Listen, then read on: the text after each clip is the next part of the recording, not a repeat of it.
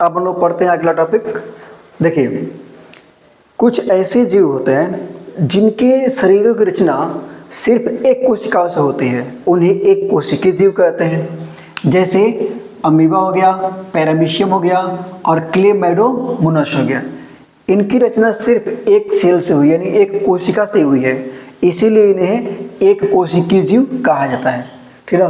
लेकिन कुछ ऐसे जीव होते हैं जिनके शरीर की रचना अनेक कोशिकाओं से होती है, उन्हें हम लोग बहुकोशिकीय जीव कहते हैं। यानी कि ऐसे जीव जिनकी रचना बहुत सारी कोशिकाओं से मिलकर होती है, उससे बहुकोशिकीय जीव कहते हैं। जैसे सभी जंतु, पेड़ पौधे सब क्या होते हैं? बहुकोशिकीय जीव होते हैं। लेकिन साधारण से ये आपसे नहीं पूछेगा कि इसमें से कौन से बहुकोशिकीय जीव है, कौन से कोशिकीय जीव है। बहुकोशिकीय जीव अगर पूछेगा तो हम लोग इंसान यानी मनुष्य और जानवर नहीं पूछेगा, और पेड़ पौधे नहीं पूछेगा। उसमें से बहुत बारीकी से आपसे यही एग्जाम में पूछा जाता है। पेड़ पौधों में भी एक प्रकार होता है शैवाल होता है, कवक होता है, मॉस होता है, फर्न होता है। ये सब पूछेगा आपसे कि बहुकोशिकीय जीवों के बारे में अगर पूछता है तो। ठीक ना, इसलिए पूछे, याद रखिएगा। एक कोशिकीय जीव में से हो गया, बार बार पूछा गया एक क्वेश्चन है कि निम्नलिखित में से कौन सा एक कोशिकीय जीव है। इसमें अमीबा और पैरामीशियम बार बार पूछा गया है। और तीसरा आप लोग क्लेमाइडोमोनास याद रख लीजिएगा, वो एक कोशिकीय जीव का उदाहरण है। और दूसरा बहुकोशिकीय जीव, इसमें शैवाल, कवक, मॉस और फर्न ये सब आता है। ठीक ना। और दूसरा बाकी जितना हम लोग जंतु हैं सब उससे आते हैं। ठीक ना। किसमें? बहुकोशिकीय जीव में, यानी कि इनकी शरीर की रचना अनेक कोशिकाओं से हुई है। अब देखते हैं हम लोग दुनिया की सबसे छोटी कोशिका, यानी कि विश्व की सबसे छोटी कोशिका कौन होती है? तो माइकोप्लाज्मा। ये बार बार पूछा गया माइकोप्लाज्मा।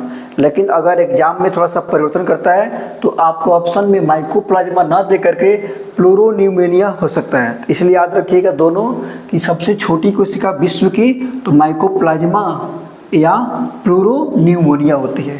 ठीक ना। उसी तरह से विश्व की सबसे बड़ी कोशिका, इसके बारे में पूछता है तो यह है शुतुरमुर्ग का अंडा। याद रखिएगा, शुतुरमुर्ग का अंडा बड़ा होता है, लेकिन सिर्फ एक ही कोशिका है। बड़ा होने के बावजूद भी क्या होता है? एक कोशिका का ही बना होता है। अपने आप में क्या होता है? वो एक कोशिका है। इसीलिए विश्व की सबसे बड़ी कोशिका पूछेगा तो आप लोग याद रखिएगा शुतुरमुर्ग का अंडा, सॉरी शुतुरमुर्ग लिख दिया है। ठीक ना, शुतुरमुर्ग का अंडा होता है। अब देखते हैं हम लोग। देखिए, बड़ा का मतलब में साइज लार्जेस्ट होता है। लार्जेस्ट, बड़ा का मतलब क्या होता है? लार्जेस्ट, बड़ा। और दूसरा होता है लॉन्गेस्ट, यानी कि लंबी। तो विश्व की सबसे लंबी कोशिका के बारे में पूछे। लंबा मतलब कि धागा लंबा होता है। ठीक ना, धागा लंबा होता है। ठीक ना, हाथी बड़ी होती है। ठीक ना, लंबा तो धागा बहुत मीटर तो हो सकता है, कई 100 मीटर हो सकता है, किलोमीटर हो सकता है, लेकिन हाथी क्या होता है? लार्जेस्ट हो गई। इसलिए ध्यान रखिएगा, शुतुरमुर्ग का अंडा क्या होगा? लार्जेस्ट है। ठीक ना, largest cell of the world. कौन? शुतुरमुर्ग का अंडा। लेकिन अगर पूछे longest cell of the world, यानी कि दुनिया की सबसे लंबी कोशिका, तो है न्यूरॉन कोशिका। ठीक ना, कौन सा? न्यूरॉन कोशिका। उसी को स्नायु कोशिका ही बोला जाता है या तंत्रिका कोशिका बोला जाता है। इसलिए याद रखिएगा आप लोग, विश्व की सबसे लंबी कोशिका पूछेगा तो बोलिएगा तंत्रिका कोशिका या स्नायु कोशिका, या उसी को हम लोग न्यूरॉन कोशिका कहते हैं। लेकिन अगर सबसे बड़ी कोशिका पूछ दे तो साइज में होता है, वो है कौन सा? शुतुरमुर्ग का अंडा होता है। ठीक ना। और एक और बात ध्यान देने वाली है, जितने भी कोशिकाएं हैं सब में कोशिका विभाजन होता है, यानी कि उन कोशिकाओं से नई नई कोशिकाओं का निर्माण होता है। लेकिन हमारे मस्तिष्क में पाया जाने वाला ये जो न्यूरॉन कोशिका है ना, इसमें कोई विभाजन नहीं होता है, यानी इससे नई कोशिकाएं नहीं बन सकती है। इसीलिए सर पर अगर जोर से चोट लग गया तो एक कोशिकाएं डेड होगी ना, तो आदमी भी डेड कर जाता है, क्योंकि इससे नई कोशिका बनेगा ही नहीं, तो क्या होगा? उसका रिपेयरिंग नहीं हो पाता है। इसीलिए हम लोग ना गाड़ी चलाते वक्त हेलमेट इसलिए पहनते हैं, अगर बाई द वे एक्सीडेंट होता है तो शरीर के अन्य भागों में लगेगा तो बचने के चांस है, लेकिन अगर सर पे चोट लग गया तो बचने का कोई चांस नहीं है। इसलिए पुलिस हमें हमेशा हिदायत देती है कि जहाँ भी चलें दोपहिया वाहन पहन करके तो हेलमेट पहन कर चलें। इसीलिए शरीर क्या होता है ना, हम अपने हेड की सुरक्षा का ख्याल ज़्यादा रखते हैं, क्योंकि इसमें कोई कोशिका का विभाजन होता ही नहीं है, ठीक ना।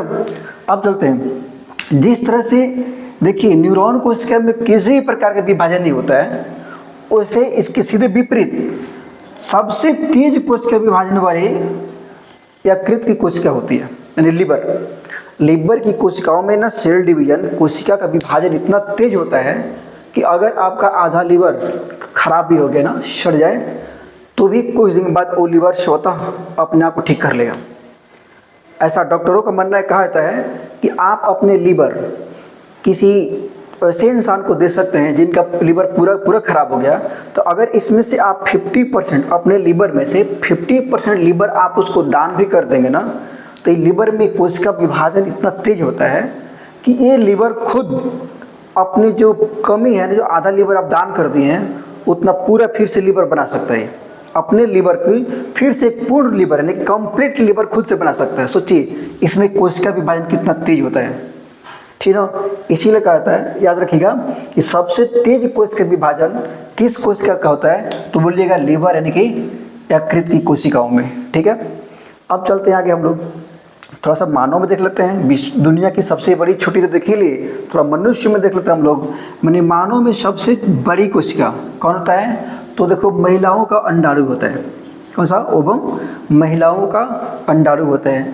और मानव में सबसे छोटी कोशिका कहा जाए तो पुरुष का स्पर्म यानी कि शुक्राणु होता है, ठीक ना। इतना याद रहा आपको। मनुष्य में सबसे बड़ी कोशिका अंडाणु और मनुष्य में सबसे छोटी कोशिका तो शुक्राणु होता है, ठीक है।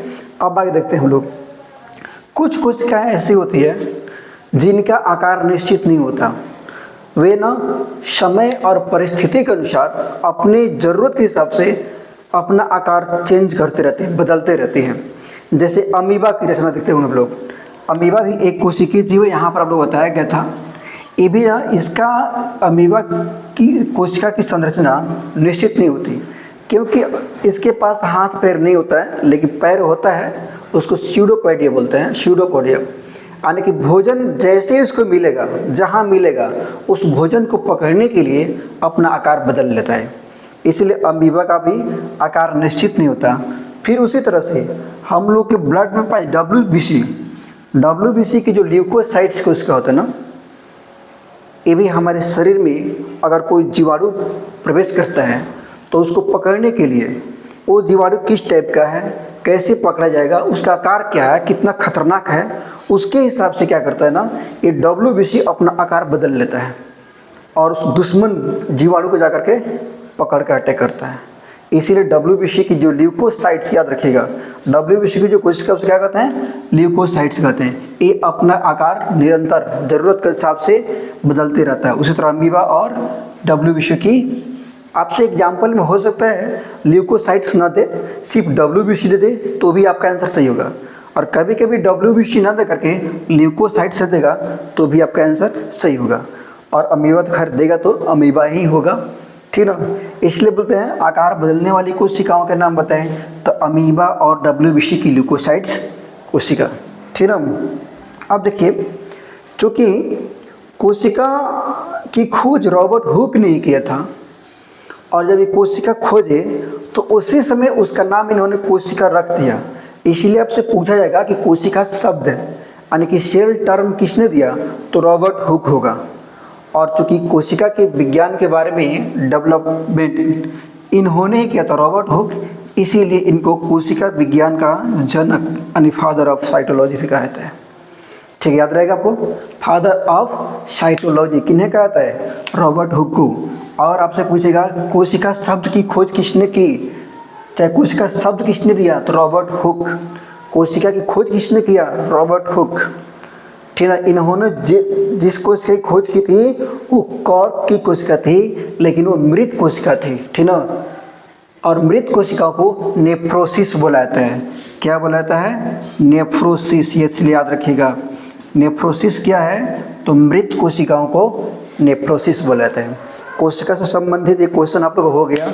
कल से इसके ना कोशिकाओं के जितने अंग होते हैं उसके बारे में हम लोग डिटेल से जानकारी लेंगे, जिसमें से आपको क्वेश्चन का टाइप भी पता चलेंगे कि किस टाइप से क्वेश्चन पूछता है और आपके किसी भी एग्जाम में, चाहे बीपीएससी एग्जाम दें, बीपीएससी टीचर एग्जाम दें, स्टेट पीसीएस दें, यूपीएससी दें, दरोगा दें, रेलवे, एसएससी, ठीक ना, और एसएससी जीडी, अग्निवीर, कितना कोई भी आप एग्जाम देंगे उसमें कौन से क्वेश्चन का पैटर्न रहेगा, आपको पैटर्न बताते चलेंगे। कल से आपका नया टॉपिक आएगा उसमें, ठीक ना। तब तक के लिए आप लोग, जो सब कोई बोलता है वो तो हम नहीं बोल रहे हैं, लेकिन अगर बोल दे के आपको भी याद दिला देते हैं, थोड़ा सा आप लोग भी सब्सक्राइब कर दीजिएगा और बेल आइकन का थोड़ा बटन भी प्रेस कर दीजिएगा, ताकि मुझे भी मोटिवेशन आप लोग से मिलता रहे कि आप लोग के साथ साथ हम भी आगे निकलें, ठीक ना। धन्यवाद।